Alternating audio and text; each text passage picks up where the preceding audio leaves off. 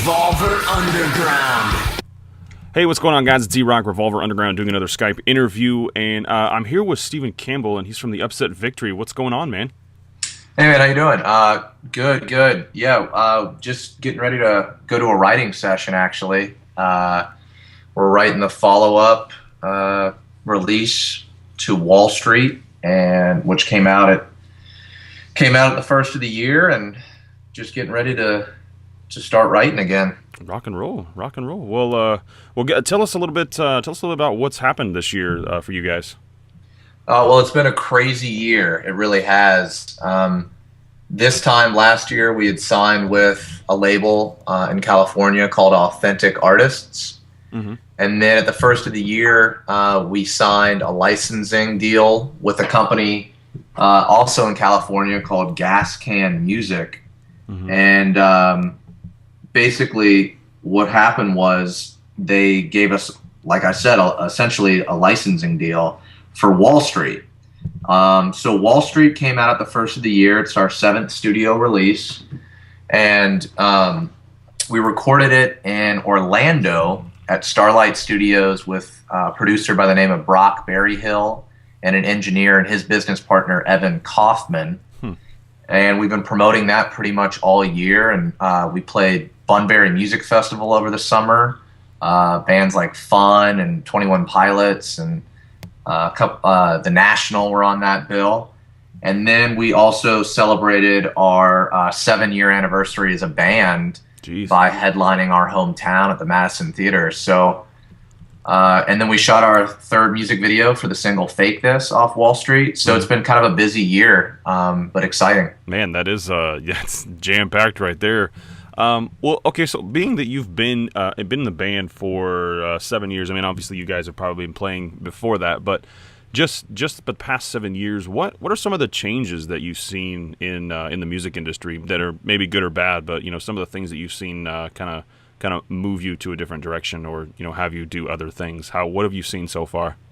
Well, it's interesting. I mean, we could talk forever about that topic, but I think that what's interesting is it's not 1998 anymore, and by that I mean during that era, at least from the cloth that we're kind of cut from. I mean, now we're more or less, I'd consider us a rock band, but we certainly got our start playing in punk bands and things of that nature, and that's definitely kind of our background. We've certainly kind of explored a lot of different genres musically since then, but to just kind of focus on that era, it seemed like you picked up a guitar and it was almost like the 80s again, where people were just getting signed left and right.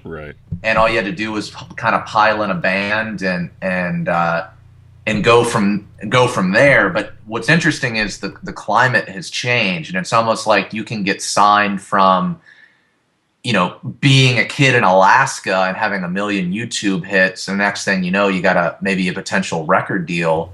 Or with the way that American Idol is, ironically, I've never seen an episode, or just social media in general, it's kind of opened so many doors. But in some respects, a lot of doors have been closed because a lot of labels have this burden where they're sifting through a layer of bands to get to the ones they want to hear. So it's an interesting dichotomy. It's cool in the sense that, yes, you can market yourself and essentially be your own label. Mm-hmm. But it's also challenging to kind of break through that mold and not be a flavor of the week, and not it's almost like rather than 15 minutes of fame, it's 15 seconds of fame these days, it seems like. Right. And what is cool to me is I was really worried around 2001, 2002, because I've always been a firm believer of buying a hard copy CD. I collect vinyl. I like holding a tangible thing, looking through artwork, reading the liner notes, reading the lyrics. But I felt like there was kind of almost a drop off in the early 2000s there, where people were just sharing and illegal downloading. But I think now value is being placed back on music slowly but surely. I think they've seen an increase in digital download sales. They've seen an increase actually in vinyl. I can't speak on CD. So I think there's value back on it. And I think more or less people will maybe download or stream an album to see if they like it. Mm-hmm. And then if they want to support the band, they'll do so. So I think that's kind of cool. And I think that tide is turning for the better. Yeah, and I can actually remember, when this whole thing about digital music came out, and they were so confused on how are we going to make money on this? How are we going to keep everything from piracy? How are we going to do this? And there's so many questions, and no one had an answer. And I think you're right. I think we're coming back around, and people are like you said, putting more value in general in music itself again. Because you are seeing digital music being sold, and successfully, very successfully in some fields. So I think that's one of the things that we finally figured out. At least we're on the right track to figure out how to sell the digital music. So I think there's a silver lining there for sure. So that's kind of a relief. Yeah. Well, and I think it's good for. I mean, I'm with you too. I like the physical copy, but at the same time, on the DJ side of my life, and the radio side, I would much rather have an MP3 copy. I just don't have the room for a physical copy for everybody. Yeah, the inventory alone. Yeah, I can definitely see that for sure. So another kind of cool marketing tactic I've seen a lot of bands do is they'll sell like a vinyl copy, and it'll come with like a digital download. Yep. I always thought that was kind of cool. That is kind of cool. Now, I think I'm a huge fan of vinyl, and I think I've been looking at some of the sales and of vinyl. They've really not ever. I mean, they've dropped off obviously, but they've never really gone away. You look at CDs, compact discs, and you can see where their lifespan is pretty much very, very short, because you had the CDs, and then it automatically just went to digital downloads, and then everybody was doing that and all this stuff. But do you see, in your personal life, in your personal opinion, do you see vinyl coming back at all in a big way? I don't know about a big way, but I do find it interesting that record stores, there's National Record Store Day in April. Mm-hmm. Bands will market sometimes a CD release or a B-side collection or something around that particular day, or a digital, single around that day, a reimagining of an old song or something to celebrate that day. I was at a concert recently, and I saw more kids with a vinyl under their arm than like a T-shirt or any other piece of merchandise at the band's, merch booth. Mm-hmm. I think, obviously, from a sound quality standpoint, yes, I do think it sounds better. I mean, the larger circumference you have, the more data you can put on there, the less compressed it's going to sound. It's just, physics. So, yeah, I do think there's a resurgence, and I think it's going to grow. I always do think it's going to be kind of a niche market. Right. I think people, it's like, oh yeah, I guess I could go to a pawn shop or a flea market, buy a turntable. They just don't think about it. Mm-hmm. So it is interesting. I mean, I bought Yellow Card's vinyl a couple weeks ago, and then I bought a metal band from Austin called The Sword. I bought their vinyl the other week. And what's interesting is the shape of the vinyls. People are thinking of all different kind of creative ways that maybe they didn't have in the past. You have picture discs, which are kind of cool. But really? Yeah, I hope there's a resurgence. I really like it a lot. I think it's kind of neat. Yeah. I think there's I've been like I said, I've been watching a little bit, and I'm a big fan. I grew up with vinyl. My mom had vinyls all day long, and so I had fun doing that. But she had the old Victrola too, so she had the really old school one, but then she also had the turntable type too. So I got a taste of both worlds, and I don't know, man. I really dig it. I hope that I think you're right, though. I think it is going to be kind of a niche market, but at the same time, that's awesome, because then bands, like yourself and like all these other bands, can actually put out a special edition, and potentially make a little bit more money off of that, but have something that is a little bit different than what you're used to. And for those of us that really love vinyl, we can actually be able to do that and listen to that over all these other mediums, I guess, or forms, and just kind of still get that same quality, or same I don't know what I'm trying to say here. I guess the same quality is what we've grew up listening to, but exactly, yeah. I think kids today are just the general music lovers in general. It's more than just a CD once a year and playing concerts touring a couple times a month. People need more and more different creative ways to experience your music. So that's why I think with the advent of this vinyl resurgence, I think doing Kickstarter campaigns where maybe, I mean, I saw a band like Protest the Hero. They had fans actually playing on the album. If you bought a certain, put enough money into financing the next record. So it's expected now to have different creative ways to experience the band other than just a CD and a show. Yeah.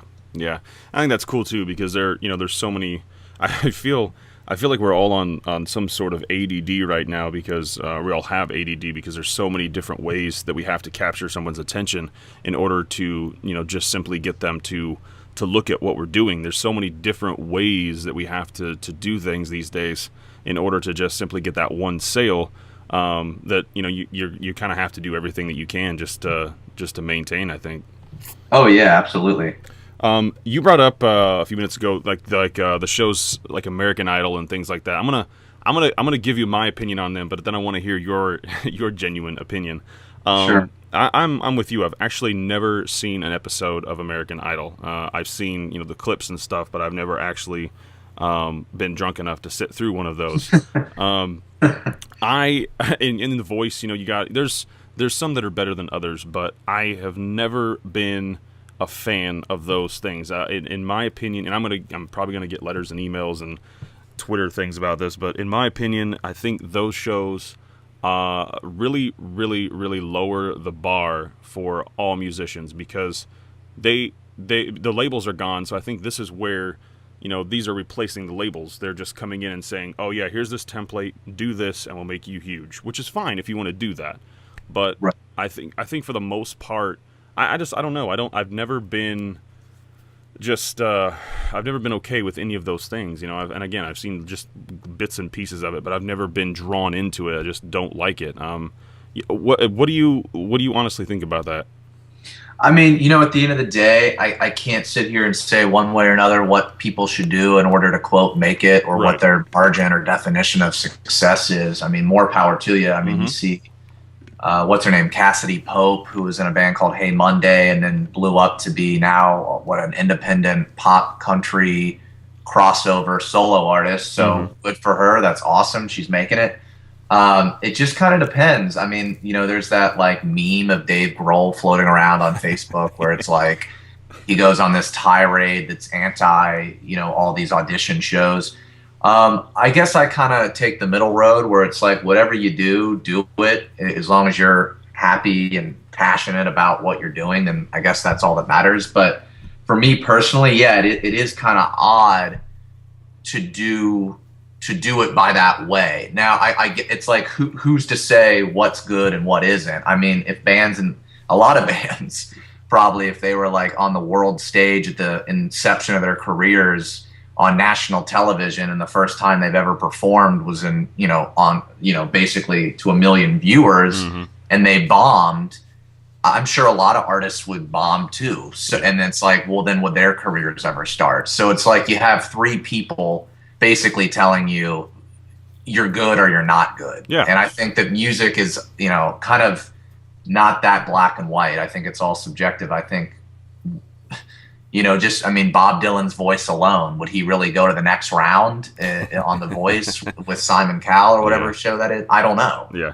Probably not, but he's one of the most prolific songwriters we've ever had. So absolutely. It just kind of goes hand in hand. It's bizarre, but hey, more power to you. Yeah. Yeah. I guess that's that's one way to look at it. I can't get into it. I can't enjoy it. I can't like it. I can't be okay with it. But again, like you said, I know a lot of people that really, really like that show. I was actually offered a I guess you call it a full ride to go to do American Idol back when it first started. Wow. One of the jobs I was working at, my boss was he knew that I was in a band and did all this stuff, and he's like, man, if you try out for these guys, I'll pay for as long as you can stay in the game. I'll fund everything that you need to do.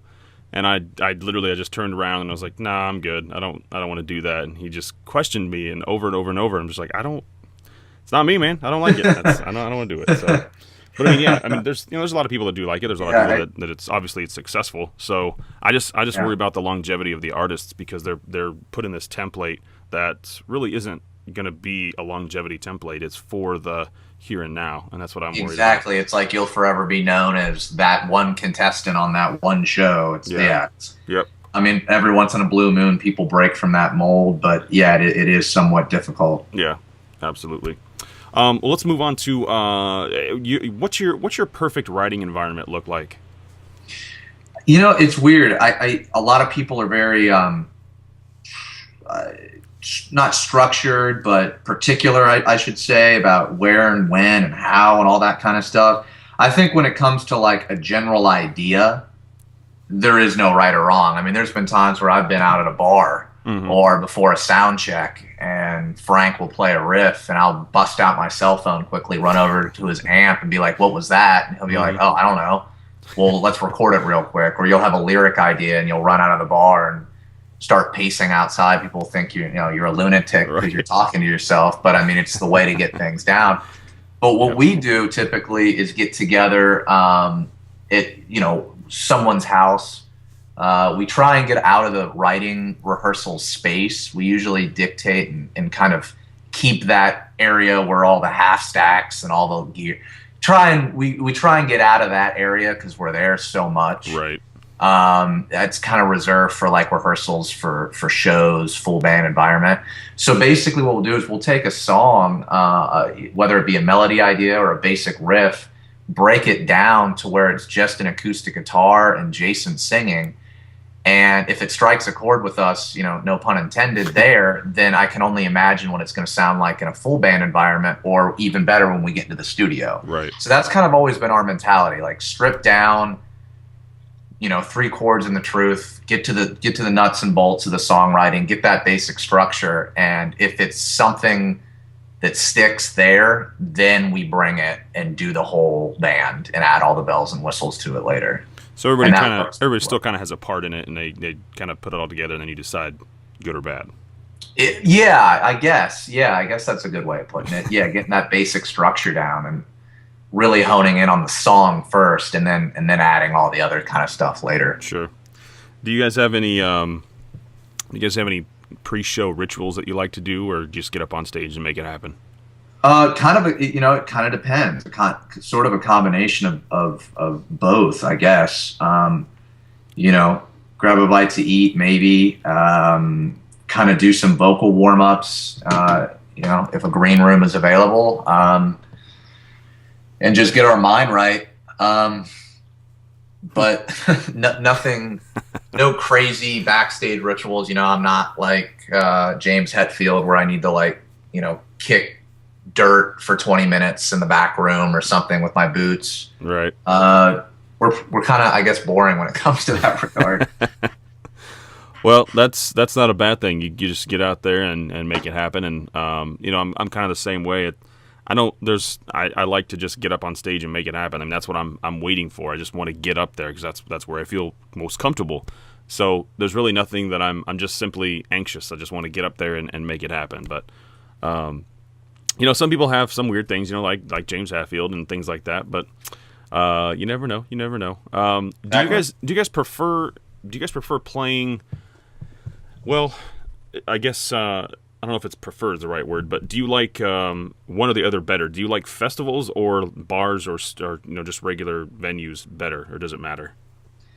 It doesn't matter to me as long as there's a good crowd, and I think everyone shares that sentiment. I mean, you could play to a room of 50 people, and people are going nuts and crazy, and you'll love it. Mm-hmm. I mean, in the early days, you would play shows where it would just literally all the gear would be on the ground, and people would surround you, and literally be like, if your mic is there singing, their face is literally right by the mic, and that's cool. Right. And then you can play these bigger festivals and be far removed from a crowd and not even get remotely the same energy or the same energy. It just it's hit or miss. I think the big point is just a good crowd, whatever that may be and wherever that may be, because that's honestly the most important thing, that crowd interaction. Yeah. I think. Absolutely. You kind of feed off of that. If the crowd is into it and they like your tunes, then you're going to have an even better show because they're working with you and you're working with them, and it's Exactly. it's just a really nice energy field right there. So that's kind of cool.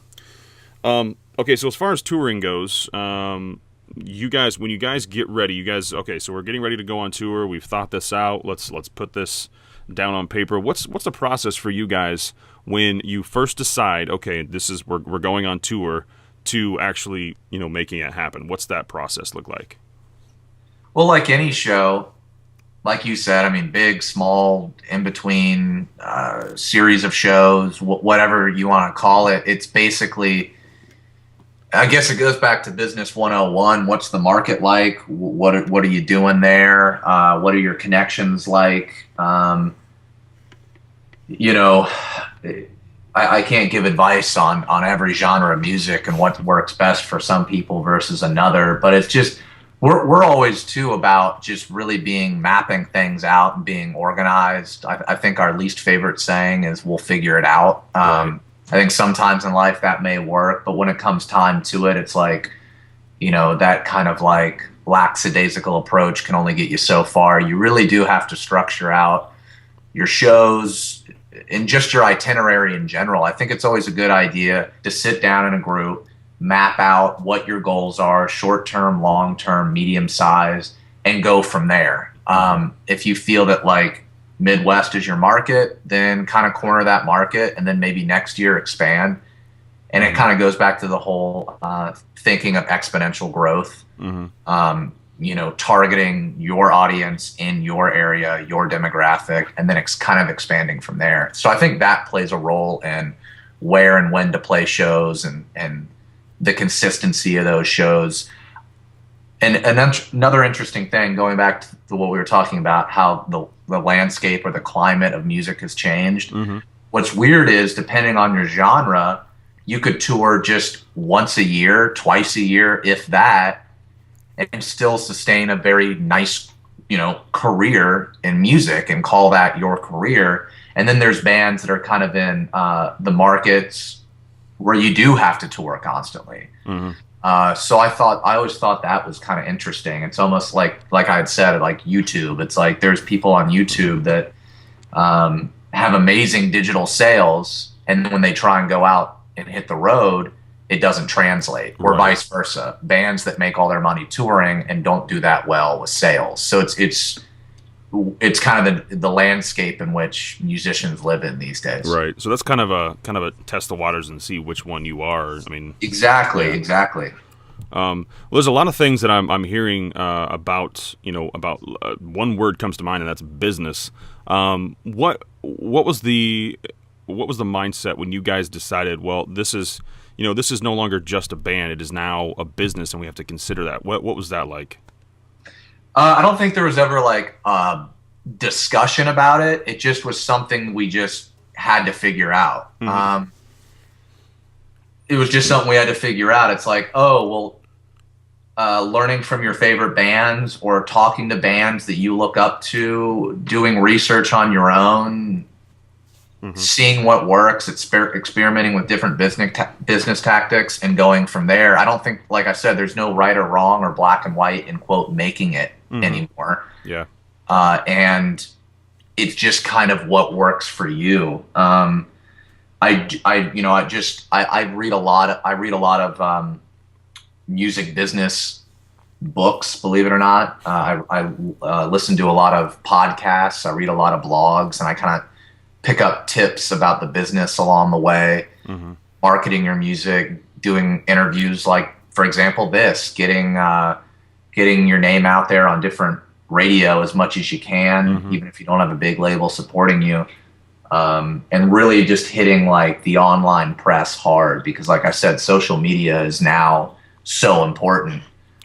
So it was just something that just kind of evolved. We didn't really talk about it. It was just kind of understood. Like, well, we have to do this. We have to have a professional website. We have to have a music video. All these things provide value, and this is why we have to do it. And I think that's where you you can realize very quickly whether you have a jam band or a business band, and you once you start seeing that, and that's awesome that you all just collectively said, no, this is how this works, because that doesn't always happen that way. Everybody kind of just was like, well, why do we have to do this? Why do we have to do that? And it's just some of them don't understand business. So I think that's a pretty cool thing that everybody just collectively came together and said, no, this is how it is, and we don't have to have a discussion about it because everybody's on the same page. That's pretty cool. Exactly. I mean, like, someone will bring a suggestion to the table, and rather than like, why are we doing this, or why does this need to be done, it's like, well, here's my idea on how this could be done. Right. That's kind of the discussion that we'll have, like album artwork or what websites to submit to, things like that. I don't think if an idea is ever suggested, it's ever shot down. It's more or less just the only discussion is, well, what's the most efficient, best way to do what we're suggesting? Right. Absolutely. Do you guys see? I don't know if this is even trackable yet, but do you guys see any difference in playing on having your music on internet radio as opposed to terrestrial radio, or is it just kind of let's just get it out there and get it on wherever we can get it on? I think it's a combination of both, to be honest with you. I haven't seen any like analytical reporting as far as like radio is concerned, if it's helped our fan base, other than just judging Facebook analytics or Google analytics with our .com. You can see certain spikes at certain time of the year. Another thing, going back to social media blogs, when to post, how to post, what days are the most efficient, what days are bad. Yeah. Large misconception is the weekend you should never post, when ironically that's when people are online the most. But as far as like radio is concerned, we're at the stage where it's just kind of like we're open to any and all stations that are gracious enough to have us. We would never turn anything really away, I don't think. I think that's kind of foolish at the start of any band's career to say, oh, well, this radio station isn't this or that. I think you should be open to anyone that's receptive to your music. Yeah, I think that's a great statement. And one of the things, I used to be a DJ, rock DJ back in Nashville, so I got to see a lot of the rock stars come through there and hang out and get to know them. And I was always disappointed at the ones that were just kind of douchebags. They were just, automatically, right? Like the first words out of their mouth, you were just like, "Oh, I'm so disappointed in you right now." That's it's not how I. Yeah, they always say never meet your heroes. Yeah. So I guess. But on the flip side of that, it was always refreshing to hear, the ones that came in and were just ridiculously respectful and trying to do everything themselves, just trying to help themselves. They didn't want anybody, they didn't want to cause anybody any problems or just whatever. They just wanted to hang out and have a good time. Those people were always the people that I was very impressed with, and they were generally not the ones that I expected to be that way. It was always the opposite of what I thought. So I don't know, man. I just the business can beat you up pretty bad, but I think if you always keep a level head, keep your head up in general, and just kind of just be knowledgeable about what you're doing. I think you can actually make it and have a career. You may not be a huge rock star, but you can actually have a career at this and sustain yourself. I completely agree. Yeah. So, rock and roll. All right, man. Well, you know what? Thanks so much for hanging out. It's Stephen Campbell from the Upset Victory here on Revolver Underground. Appreciate your time, man. Thank you. Hey, one last thing. Where can we find you guys online? The upsetvictory.com, Facebook, /The Upset Victory Official. We're on YouTube. That's youtube.com, /Upset Victory. But if you go to the upsetvictory.com, you'll find all of our social media hubs there, and Google us. I mean, we're pretty much on everything these days. So that's awesome. There you go. Very cool. All right, guys, go find him. The Upset Victory right there. Stephen Campbell, thanks so much. I'm sure we'll be talking again, and when that album comes out, you will be getting me music, right? Absolutely, man. Fair enough. All right, brother. We'll talk to you soon. Thank you. All right, guys. I'm EROCK. Peace.